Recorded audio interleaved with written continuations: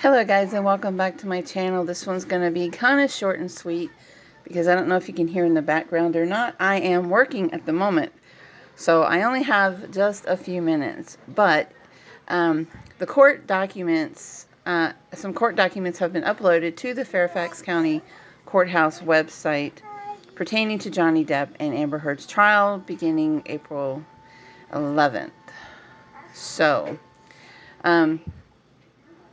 apparently, the court is going to allow spectators into the courtroom, but there are a lot of provisions around this. The one that caught my eye the most was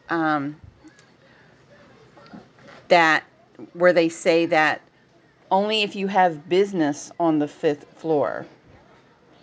So I'm kind of wondering if they're going to allow fans in the courtroom or no. They're actually going to have another courtroom as well for overflow.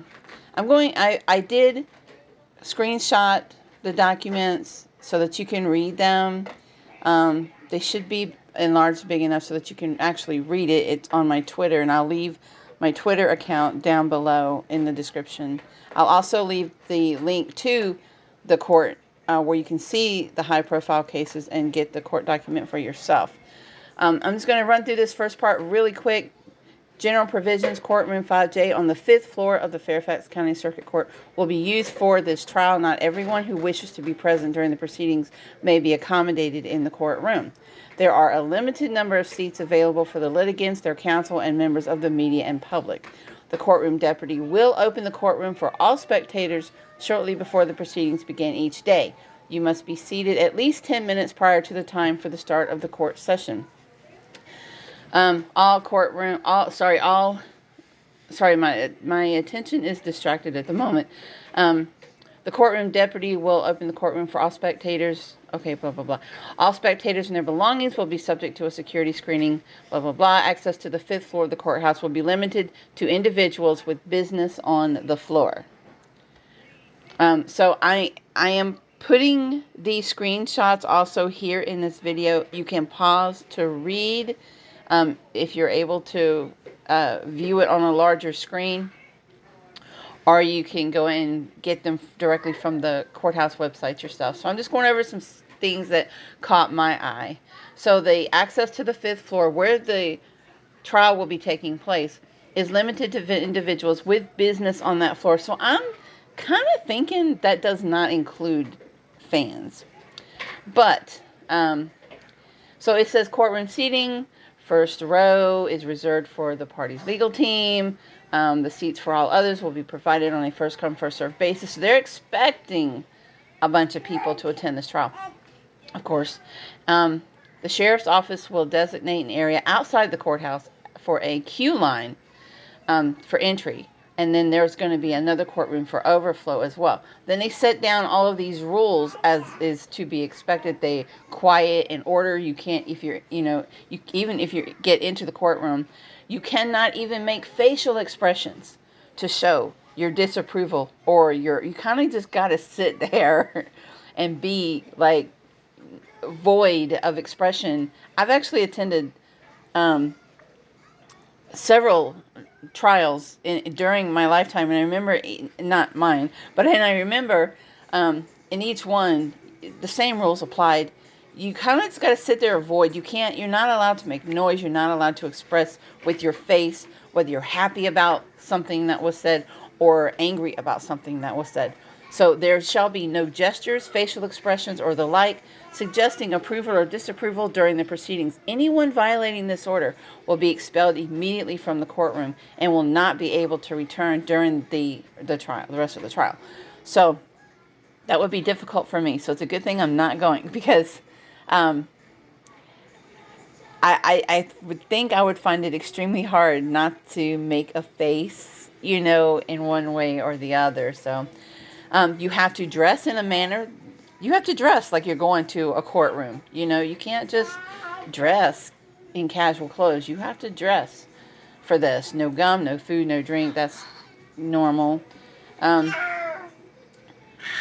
then there's things about cell phones. Naturally, it's common sense that you can't have your cell phones, you can't take pictures inside the courtroom, you can't have video inside the courtroom. Then they discuss media. Now, this I find interesting.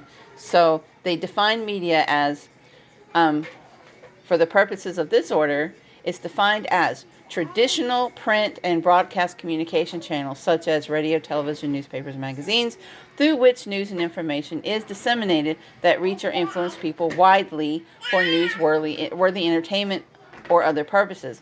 Motion picture entities, including documentary and independent filmmakers, the next generation of digital, computerized, or networked information and communication technologies not directly associated with traditional print and/or broadcast media entities, and defined as follows: online entity, which was previously established, independent site that contains regularly updated original news content above and beyond just links and forums or troubleshooting tips, reader contributions.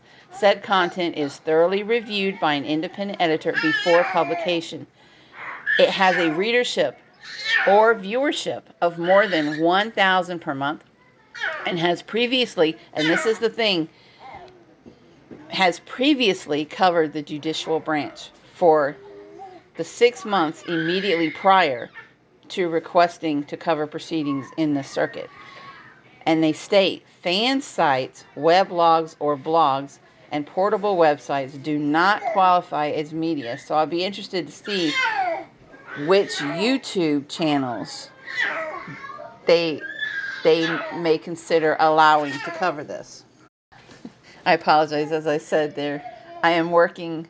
The kids are in the playroom. I've got a baby here next to me, and it just gets loud here. So I did mute the TV for just a moment so I can finish with this, and I need to kind of rush through this, but I wanted to get this up for you guys and so you can go over and read this, because I know a lot of people were talking about, I'm going to camp out, I'm going to try to get into the courtroom, and they have a lot of, it's interesting, they're going to let people in, but there are strict rules, and there's strict rules for who is going to be allowed to cover it inside the courtroom. Now, outside the courtroom, I don't think this applies. I think outside the courtroom, anybody can video or take pictures, but they definitely state that there will be there's no overnight camping on the courthouse grounds. It includes the judicial complex within the boundaries of Chainbridge Road, Judicial Drive, and Main Street. And they're going to take measures to handle the traffic that they expect to come in. And then the last thing that they state, the next to the last thing they state, and I'm glad they said this, because this is a trial. These are people's lives. This is a trial. This is not a movie premiere. This is not a meet and greet. You're not going to get your autograph signed. You get his autograph. You're not going to get to pose with JD at the courthouse. It says litigants and their legal teams in this trial will not pose for pictures or sign autographs in the courthouse or on courthouse grounds. So they're being very strict. I fully expect barriers to be set up to keep a good distance between their entry point and the crowd. So your best bet is to have a really good camera with a zoom lens if you plan to cover this from outside. I guess if you can get to him at his courthouse, if you really want to try to do that, that's probably an option. Best check with the hotel to see how they plan on handling it. I have no idea where he's staying, honestly. I don't know if anyone else knows this or not. But anyway, any violation of this order may be found as contempt, and violators will be punished accordingly. So go through. It's not a long read. Go through and look at the document and get familiar with it if you're planning on going. There's going to be, several YouTubers.